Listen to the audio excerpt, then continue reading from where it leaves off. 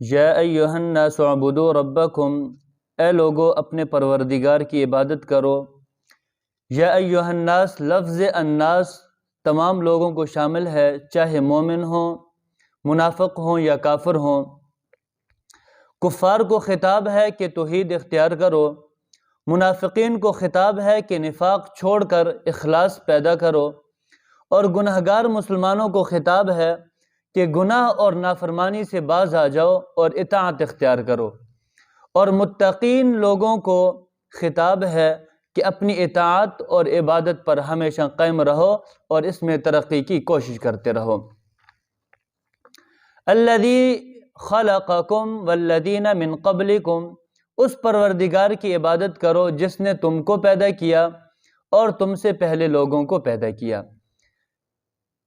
والذین من قبلکم میں اس بات کی طرف اشارہ ہے، یعنی نکتہ ہے، تنبیہ ہے کہ لوگ دنیا کے اندر غافل نہ ہو جائیں، اس لیے کہ دیکھو تم سے پہلے لوگ بھی آئے مگر چلے گئے دنیا سے،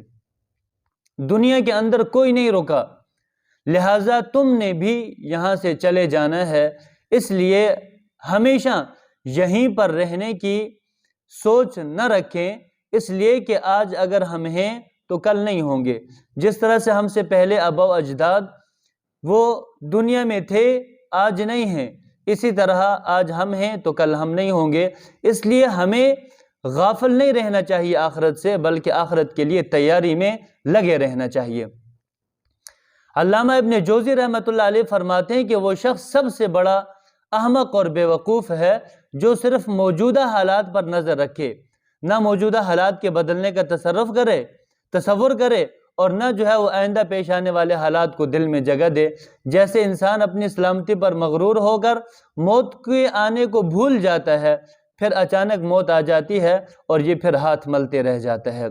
اس لیے عقل مند وہ ہے جو اپنی آخرت کے لیے تیاری رکھے۔ لعلکم تتقون، تاکہ تم متقی بن جاؤ، یعنی تمہیں صرف اپنے پروردگار کی عبادت کا حکم اس لیے دیا گیا تاکہ تم متقی بن جاؤ۔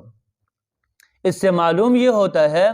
کہ اگر عبادت الہی شریعت مطہرہ کے موافق کی جائے تو ایسی عبادت انسان کو متقی بنا دیتی ہے۔